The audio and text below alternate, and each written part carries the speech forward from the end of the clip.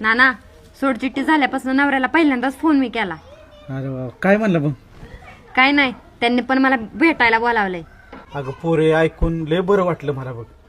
खरंच मला वाटतंय तू जा आणि तुमच्या दोघात जी काय गैरसमज झालं ते का नाही ती अगदी मिटवून घ्या आणि पहिल्यासारखं गुन्ह्या गोविंदाने नांदा तुम्ही. हा आता बघू, त्यांनी बोलावलंय म्हणल्या बघू काय ना काय तर निर्णय लागल ह्यातनच. जाऊ का मग? हो.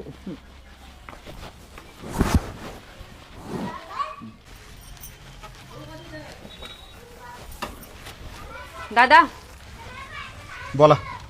जाऊ का मी? कुठं चालले आता? नवऱ्याने मला बोलावले भेटायला. बरं झालं, जा. आणि काय असेल ना तुमच्या दोघांचं मिटवून घ्या. आयुष्यभर तुला सांभाळायला मी काय मोकळा नाही. मला पण माझा संसार आहे. कसं असतं, भांडणे प्रत्येक घरात होतच, पण कुणी आग झालं तर कुणी पाणी व्हायचं असतं. आपण पण थोडं समजून घ्यायचं असतं.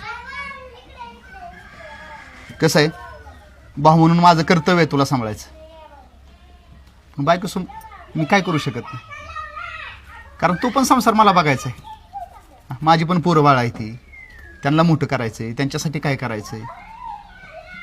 त्यामुळे एक काम कर, चाललीस ना भेटायला, जा, व्यवस्थित बोला आणि व्यवस्थित राहा. दोघं जण सुखाने राहा. चल येऊ का? जा.